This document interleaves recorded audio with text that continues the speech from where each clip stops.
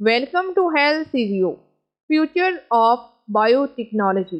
Biotechnology के इस lecture में हम बायोटेक्नोलॉजी के मुस्तकबिल को डिस्कस करेंगे कि आने वाले वक्त में हम बायोटेक्नोलॉजी को कहाँ पर देखते हैं। और इसके अलावा इस लेक्चर में जेनेटिक इंजीनियरिंग को भी डिस्कस किया जाएगा कि अद्वियात के ज़रिए जुनियाती बीमारियों का इलाज कैसे मुमकिन है और मज़ीद इस पर क्या तहकीक की जा रही है। जेनेटिक इंजीनियरिंग का ज़राइत के शोबे और इंडस्ट्रीज़ के साथ तल्लुक़ को भी इसी लेक्चर में बयान किया जाएगा। तो लेक्चर को शुरू करने से पहले आपसे गुजारिश है कि अगर आप चैनल पर न्यू हैं तो जल्दी से चैनल को सब्सक्राइब कर लें। तो अब हम स्टडी करते हैं फ्यूचर ऑफ बायोटेक्नोलॉजी कि बायोटेक्नोलॉजी का मुस्तकबिल क्या है। मज़ीद जानने के लिए स्लाइड को रीड करते हैं। Biotechnology has the potential to change our world.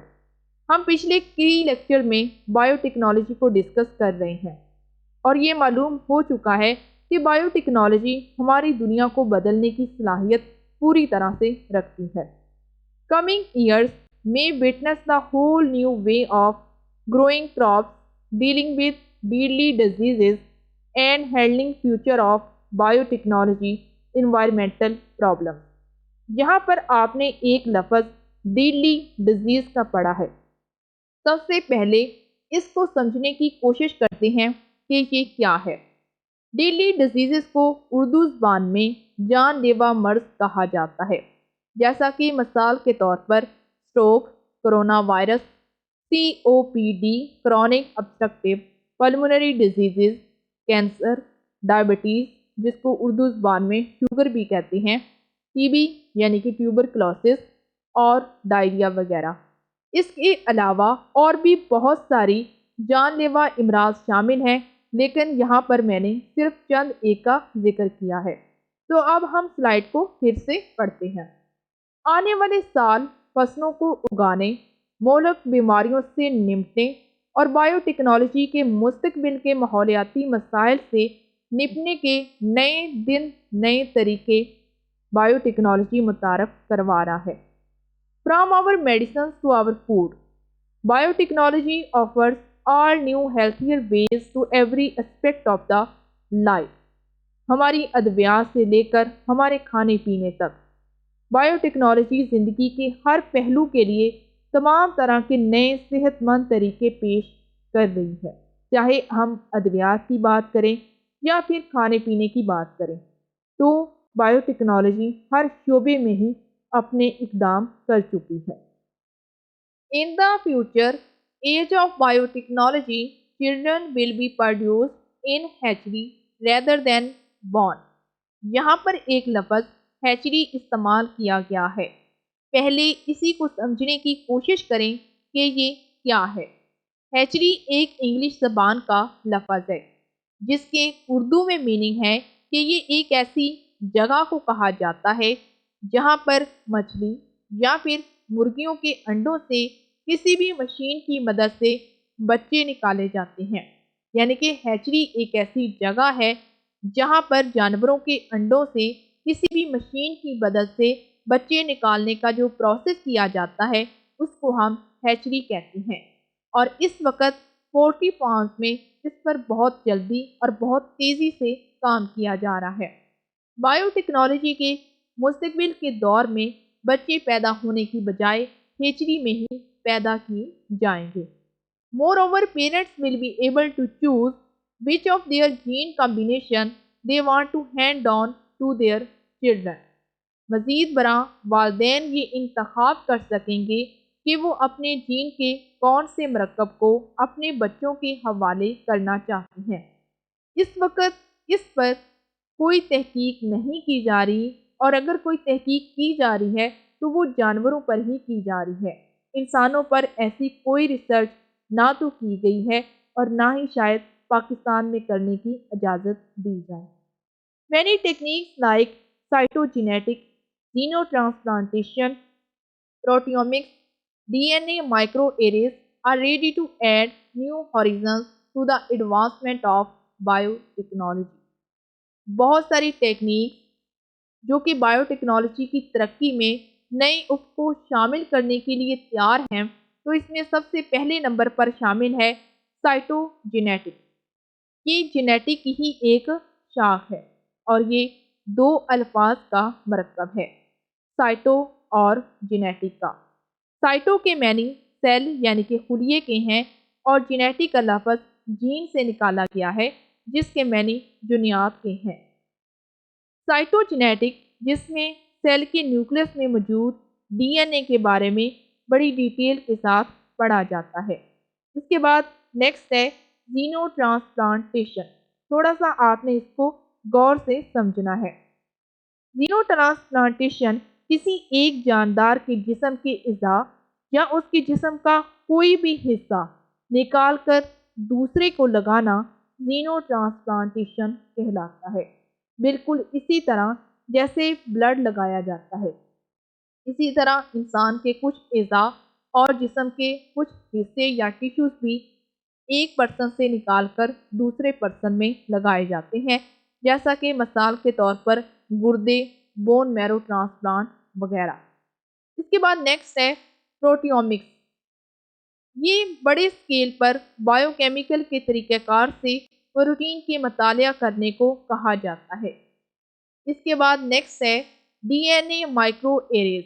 یہ ایک ایسا طریقہ کار ہے جس میں کسی بھی شخص کے ڈی این اے پر جینز کا مطالعہ کیا جاتا ہے اور یہ دیکھا جاتا ہے کہ کہیں اس کی جینز جو ہیں وہ آگے پیچھے تو نہیں ہیں، اور اگر اس کی جینز میں میوٹیشن ہوتی ہے تو اس کو تبدیل کر کے اس کی جگہ صحیح جینز لگایا جاتا ہے، اور اس عمل کو ہم جینیٹک انجینئرنگ کا بھی نام دیتے ہیں۔ What is genetic engineering? ویسے تو ہم جینیٹک انجینئرنگ کو پہلے بھی پڑھ چکے ہیں، لیکن یہ ایک ایسا ٹاپک ہے جس کو مزید ڈیٹیل کے ساتھ پڑھنا انتہائی ضروری ہے۔ تو یہ جاننے کے لیے سلائیڈ کو ریڈ کرتے ہیں۔ جینیٹک انجینئرنگ دو الفاظ کا مرکب ہے، جینیٹک اور انجینئرنگ کا۔ جینیٹک کا لفظ جین سے نکالا گیا ہے جس کی اردو زبان میں میننگ ہے جنیاتی، اور انجینئرنگ کے مطلب یہ ہے کسی بھی چیز کو مشین کی مدد سے بنانا۔ تو اب ہم بات کرتے ہیں کہ جینیٹک انجینئرنگ کیا ہے۔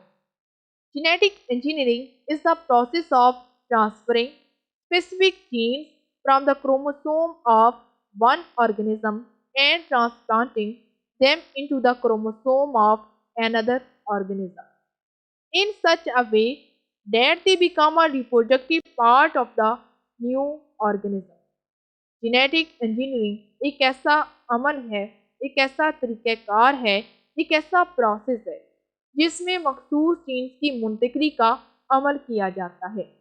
ایک جاندار کے کروموسوم کو دوسرے جاندار کے کروموسوم میں اس طرح سے پیوند کرنا کہ وہ نئے جاندار کا تولیدی نظام کا حصہ بن جائے، اسی کو ہم جینیٹک انجینئرنگ کہتے ہیں۔ اب ہم جینیٹک انجینئرنگ کی ایک اور تعریف دیکھتے ہیں کہ یہ کیا ہے۔ Genetic engineering is the process of removing a gene from one organism and putting it to another. Often the removed genes are put into bacteria or yeast cells so that scientists can study the gene or the protein it produces more easily. Sometimes genes are put into a plant or an animal. Genetic engineering ایک جاندار سے jeans کو ہٹا کر دوسرے میں ڈالنے کا ایک عمل ہے۔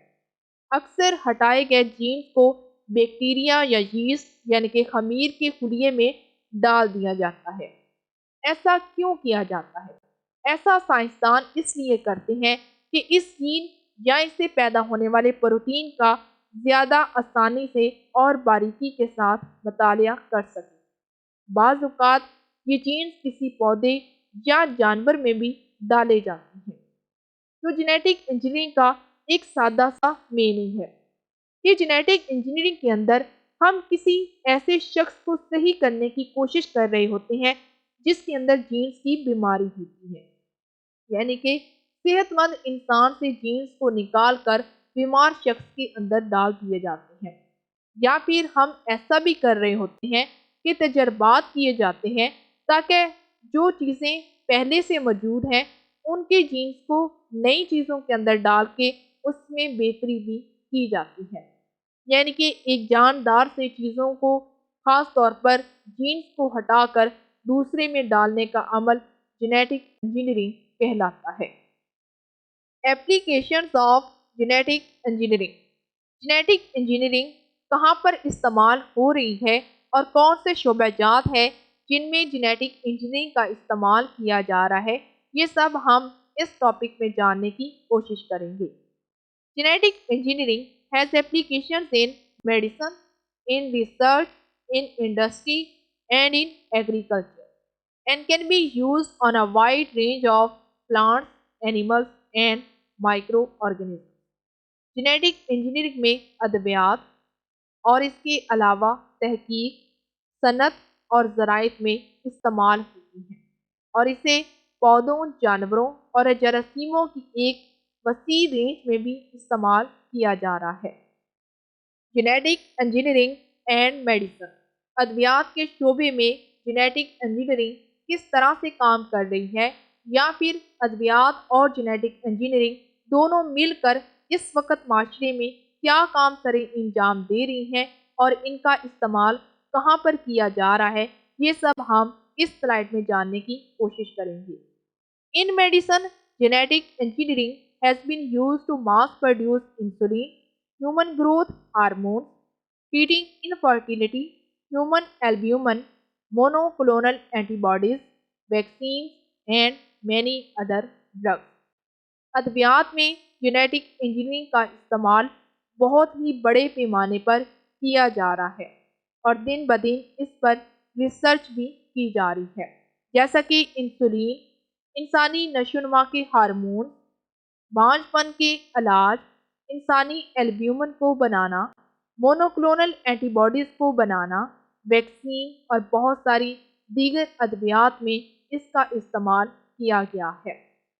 The first two commercially prepared products from recombinant DNA technology were insulin and human growth hormone, both of which were cultured in the E. coli bacteria۔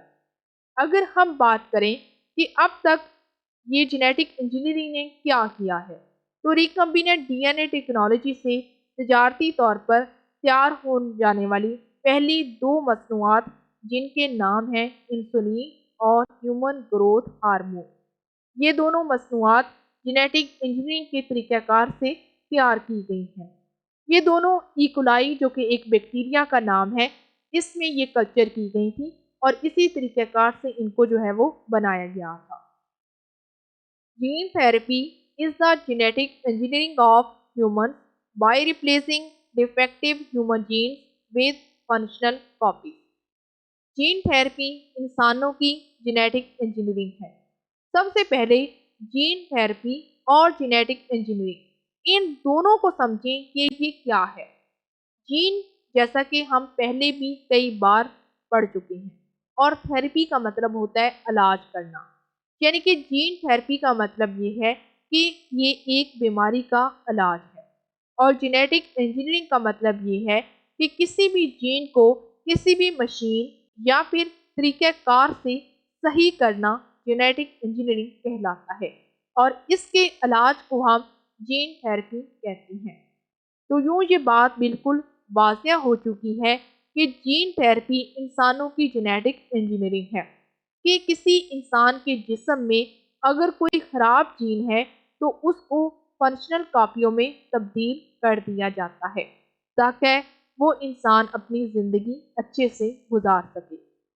Gene therapy has been successfully used to treat multiple diseases, including X-linked SCID, chronic lymphocyte leukemia (CLL), and Parkinson disease۔ Gene therapy کو متعدد بیماریوں کے علاج کے لیے کامیابی کے ساتھ استعمال کیا گیا ہے، اور ان بیماریوں میں شامل ہے سب سے پہلے نمبر پر ایکس لنکڈ SCID۔ یہ کس چیز کا ایبریویشن ہے، پہلے اس کو غور سے پڑھ لیں۔ X linked SCID، x linked severe combined immuno deficiency disease. ये एक ऐसी बीमारी है जो कि नस्ल दर नस्ल मुंतकिल होती है, जो कि इम्यून सिस्टम यानी कि कुत्ते मदाफियत की एक बीमारी है और ये बीमारी ज़्यादातर मर्दों में पाई जाती है। अब ये बीमारी वालिदैन से बच्चों में किस तरह से मुंतकिल होती है, ये समझने के लिए हम स्लाइड में लगी तस्वीर को ज़रा देखते हैं। आप इस स्लाइड में लगी हुई बाईं इतराफ वाली तस्वीर को ज़रा गौर से देखें तो इसमें आपको दो चीज़ें नज़र आएंगी। सबसे पहले हम सुर्ख डब्बे वाली तस्वीर को देखते हैं कि वो हमें क्या बताती है। ज़रा इस तस्वीर को गौर से देखें तो आपको यहाँ पर दो शख्स नज़र आ रहे हैं, एक मेल और दूसरा फीमेल। यहाँ पर जो बाप है वो अनअफेक्टेड फादर है, यानी कि बाप को SCID वाली बीमारी नहीं है, जबकि माँ को SCID वाली बीमारी है। माँ और बाप के बाद ये बीमारी बच्चों में कैसे मुंतकिल होगी और कितने बच्चों में मुंतकिल होगी, ये हम आगे जाकर देखने की कोशिश करते हैं। तो इनके 4 बच्चे हैं।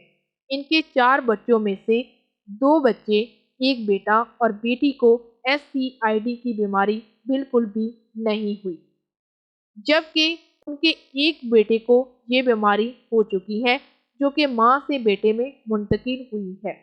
और जो उनकी एक बेटी है, हो सकता है कि उसको ज़िंदगी के किसी भी हिस्से में SCID की बीमारी हो जाए, या फिर ये भी हो सकता है कि उसको ऐसा ना हो। अब हम चलते हैं दूसरी तस्वीर की तरफ, जो कि हमें ये बताती है कि इसके अंदर हिस्सा लेने वाले 2 अशख़ास में से बाप को SCID की बीमारी है, जबकि माँ को नहीं है, जिस वजह से फादर के साथ लिखा हुआ है अफेक्टेड फादर, जबकि मदर के साथ लिखा हुआ है अनअफेक्टेड मदर। तो अब हम ये जानने की कोशिश करते हैं कि क्या बाप से ये बीमारी बच्चों में मुंतकिल हो सकती है या फिर नहीं। तो ये बात साबित होती है कि पैदा होने वाले दोनों बेटों को SCID की बीमारी हरगिज़ नहीं होगी, जबकि बेटियों में से दोनों को ही SCID की बीमारी अपने बाप से मुंतकिल होगी। तो अब आपको ये बात वाज़ेह हो गई कि अगर मर्द में ये SCID की बीमारी पाई जाए तो उनके बच्चों में मुंतकिल होने के 100% चांसेस होती हैं। अब हम चलते हैं अगली बीमारी की तरफ, जो कि है क्रॉनिक लिम्फोसाइट ल्यूकेमिया। इसका मतलब ये है कि ये एक ऐसी बीमारी है जो कि खून और बोन मैरो का कैंसर है, क्योंकि क्रॉनिक का मतलब ये होता है बहुत ही पुरानी।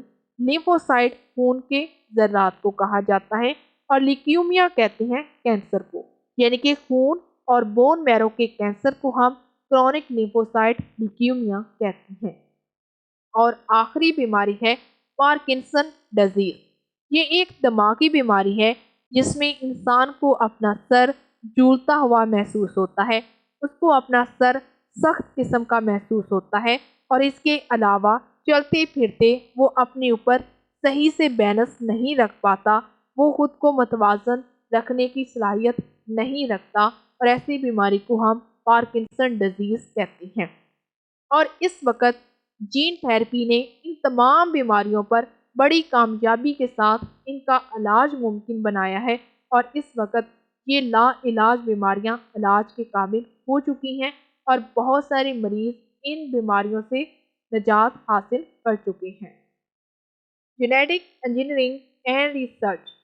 जेनेटिक इंजीनियरिंग और तहकीक का शोबा। Genetic engineering is an important tool for natural scientists.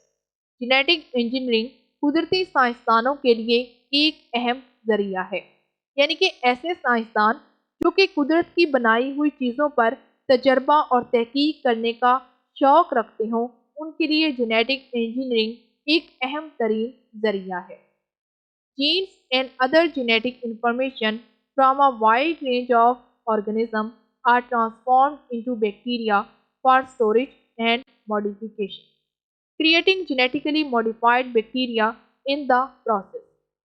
Biologically अगर हम बात करें یعنی کہ حیاتیات کی ایک وسیع رینج سے جینز اور دیگر جینیٹک معلومات کو ذخیرہ کرنے اور ترمیم کرنے کے لیے بیکٹیریا میں تبدیل کر دیا جاتا ہے۔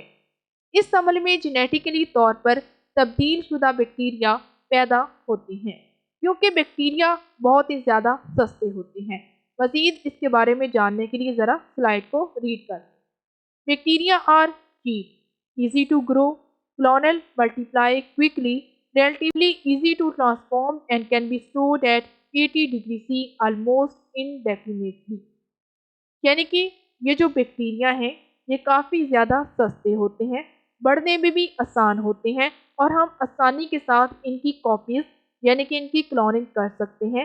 یہ تیزی سے بڑھوتری کرتے ہیں، تبدیل کرنے میں نسبتاً یہ کافی زیادہ آسان ہوتے ہیں، اور تقریباً غیر معینہ مدت تک یہ -80 سینٹی گریڈ پر ذخیرہ بھی کیے جا سکتے ہیں، جس وجہ سے ہم ان کو جینیٹک انجینئرنگ میں اور ان کی جینز کی بڑھوتری میں بیکٹیریاز کا استعمال کرتے ہیں۔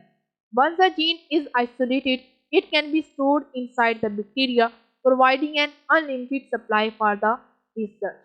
ایک بار جب ہم ایک جین کو الگ تھلگ کرنے کے بعد اس بیکٹیریا کے اندر اس کو ذخیرہ کر لیتے ہیں، یعنی کہ جب ہم کسی بھی بیکٹیریا کے اندر ایک جینس کو تیار کر لیتے ہیں اور تیار کرنے کے بعد ہم اس بیکٹیریا سے اس کو الگ تھلگ کرنے کے بعد ایک نئی بیکٹیریا کے اندر اس کو ذخیرہ کر لیتے ہیں، تاکہ اس کے اوپر ہم لامحدود وقت تک اس کے اوپر مزید تحقیق اور اچھی طرح سے اس پر ریسرچ کر سکیں۔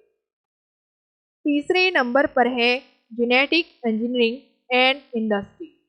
جینیٹک انجینئرنگ اور صنعت کا شعبہ یہ کیا کام سر انجام دے رہا ہے، اور اس وقت ہم ایک بڑے لیول پر کس طرح سے جینز کی تیاری کر رہے ہیں، یہ سب ہم اس سلائیڈ میں جاننے کی کوشش کریں گے۔ تو آپ نے اس سلائیڈ کو ذرا غور سے سمجھنا اور سننا ہے۔ Using genetic engineering techniques, one can transform microorganisms such as bacteria or yeast۔ ہم جینیٹک انجینئرنگ کی ٹیکنیکس کا استعمال کرتے ہوئے کسی بھی مائکرو آرگنزم کو بآسانی تبدیل کر سکتے ہیں، جیسا کہ مثال کے طور پر بیکٹیریا اور ییسٹ یا پھر خمیر وغیرہ کو۔ اور transform cells from multicellular organisms such as insects اور میملز۔ اور اسی طرح ہم بڑے اجسام جو کہ بہت زیادہ خلیے رکھتے ہوں، جیسا کہ مثال کے طور پر انسیکٹس یعنی کہ کیڑے مکوڑے، اور میملز یا پھر جانور جیسا کہ گائے، بھینس، بکری، یہ سب میملز ہوتے ہیں، ان کے بھی خلیات کو ہم بآسانی تبدیل کر سکتے ہیں۔ اب ہم یہ چھوٹے اور بڑے اجسام کو کیسے ٹرانسفارم کرتے ہیں یہ آگے جاننے کی کوشش کرتے ہیں۔ With a gene coding for a useful protein such as an enzyme so that the transformed organism will overexpress the desired protein۔ ہم ایسا ایک مفید پروٹین کا استعمال کرتے ہوئے ایسا کرتے ہیں، جیسا کہ انزائمز وغیرہ۔ اگر آپ ذرا اچھے سے انزائمز اور پروٹین کا چیپٹر پڑھ رہے ہوں تو آپ کو یہ بات بالکل واضح ہوگی کہ جین کوڈنگ کیا ہوتی ہے۔ ہماری پروٹین، خاص طور پہ پروٹین کے یونٹ جس کو امائنو ایسڈ کہا جاتا ہے، اس کے اندر تمام طرح کی جین کوڈنگ ہوتی ہے، جس کو آپ امائنو ایسڈ کی ویڈیوز لیکچرز میں جا کر دیکھ سکتے ہیں۔ تو ہم ایک خاص قسم کی پروٹین یعنی کہ انزائمز وغیرہ کے اوپر جین کوڈنگ کے طریقہ کار سے ہم اپنی ڈیزائرڈ یعنی کہ خواہش رکھنے والی پروٹین کو بآسانی ٹرانسفارم کر سکتے ہیں۔ اب ہم مزید سلائیڈ کو ریڈ کرتے ہیں تاکہ جینیٹک انجینئرنگ اور انڈسٹری کے بارے میں مزید جان سکیں۔ One can manufacture mass quantities of the protein by growing the transformed organism in bioreactor equipment using techniques of the industrial fermentation and then purifying the protein۔ آپ نے یہاں پر ایک لفظ سنا ہے بائیو ریئیکٹر اکوپمنٹس۔ یہ ایسے آلات کو کہا جاتا ہے جو کہ خاص طور پر بایولوجیکل ایپریٹس یا پھر بایولوجیکل تجربات کے لیے تیار کیے جاتے ہیں۔ صنعتی اعتبار سے ٹیکنیکس کا استعمال کرتے ہوئے ہم بایوریکٹرز کے آلات میں تبدیل شدہ جاندار کو بڑھا کر اور پھر پروٹین کو ان میں ڈال کر اس کو ہم بڑے لیول پر اور بڑی مقدار پر ان پروٹینز کی تیاری کر سکتے ہیں۔ Fourth is genetic engineering and agriculture, جینیٹک انجینئرنگ اور زراعت کا شعبہ۔ One of the best known and controversial applications of genetic engineering is the creation and use of genetically modified crops۔ Genetic engineering کی سب سے مشہور اور متنازع اپلیکیشنز میں سے ایک جینیٹیکلی یعنی کہ جنیاتی طور پر تبدیل شدہ فصلوں کی تخلیق اور ان کا استعمال ہے۔ اس وقت اگر ہم بات کریں کہ بایو ٹیکنالوجی نے ایگریکلچر میں کیا کیا ہے تو سب سے زیادہ تحقیق اور تجربات ایگریکلچر کی فیلڈ میں ہی کیے گئے ہیں۔ جیسا کہ ہم دیکھتے ہیں کہ سردیوں کی سبزیاں ہمیں گرمیوں میں بھی مہیا ہیں اور گرمیوں کے پھل اور سبزیاں ہمیں سردیوں میں بھی مہیا ہیں، تو یہ جینیٹک انجینئرنگ کا ہی ایک کمال ہے۔ There are four main goals in generating genetically modified crops۔ جینیاتی طور پر تبدیل شدہ فصلیں پیدا کرنے کے 4 اہم مقاصد ہیں۔ تو پہلا مقصد یہ ہے کہ protection from environmental threats such as cold اور پیتھوجنس such as insects اور وائرسز، ماحولیاتی خطرات سے تحفظ جیسے کہ سردی یا پھر گرمی وغیرہ، یا پھر پیتھوجنس یعنی کہ ایسی چیزیں جو کہ فصلوں کو خراب کرتی ہیں جیسا کہ کیڑے یا وائرس وغیرہ۔ ان تمام سے بھی جینیٹک انجینئرنگ اپنا ایک اہم ترین کردار ادا کر رہی ہے۔ There are also fungal and virus resistant crops developed اور development، پھپھوندی اور وائرس سے مزاحم فصلیں بھی تیار شدہ یا ترقی پذیر جو ہے وہ اس پر بھی کی جا رہی ہے، یعنی کہ ایسی فصلیں جن پر فنگس لگ جاتی ہے یا پھر وائرس آ کر ان پر لگ جاتا ہے اور وہ انسانی استعمال کے قابل نہیں رہتی، تو بایو ٹیکنالوجی ایسی فصلوں پر بھی کام کر رہی ہے، کیونکہ ایسی جو خراب ہوئی فصلیں ہوتی ہیں ان سے ہم ادویات بناتے ہیں جن کو ہم فارماکوگنوزی کے اندر بڑی ڈیٹیل میں ڈسکس کریں گے کہ ایسا کس طرح سے کیا جاتا ہے۔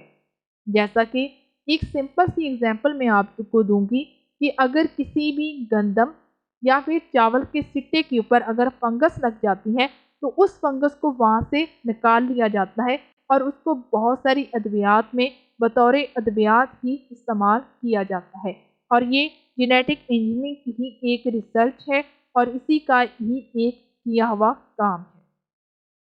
Second is modify the quality of the agriculture products, for instance increasing the nutritional value or providing more industry useful qualities or quantities of the products۔